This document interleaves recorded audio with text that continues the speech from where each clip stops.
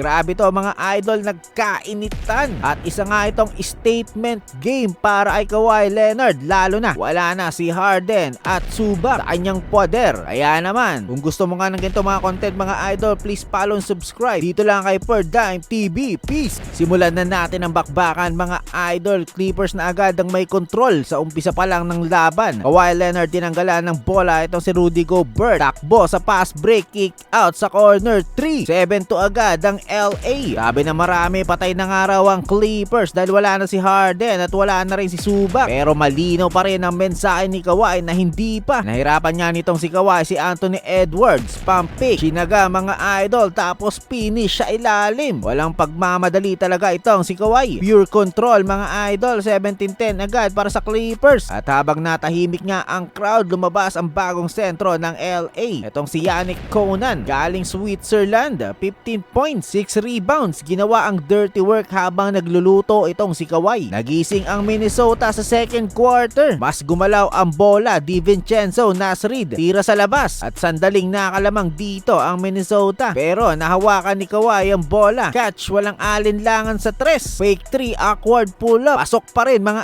idol. Halftime Clippers plus 12. Samantalang 42 points lang ang Wolves sa first half. Natahimik nga ang arena mga idol. Third quarter, ayaw bumigay nitong si Anthony Edwards. Step back 3, pasok. Gumawa pa ng fast break love kay Rudy Gobert. Saktong-sakto mga idol. Tapos yung dunk, alam nyo na yon. Isa sa pinaka-solid na slam dunk ng season. Siyempre makikita mo yan buong araw sa social media. Dito nga single digits na lang ang lamang ng Clippers. Siyempre nabuhay ulit dito ang crowd. Pero may problema. Sa tuwing makakadikit nga ang Minnesota, sinisira ito ni Kawhi Leonard. Tulad na lang nito, tinamaan mula sa likod, walang epekto. Pasok pa rin. Mid-range, post up 3. 41 points na dito si Kawhi. Tahimik, epektibo, walang arte. Pagpasok nga ng fourth quarter, double digit ulit ang lamang ng Clippers. Frustrated naman ang Timberwolves. Fourth quarter, uminit ang ulo ng lahat. Ayo Dosunmu, debut sa Wolves. May mga tres na kabanggaan sina Chris Dunn at Julius Randle. Nagkainitan mga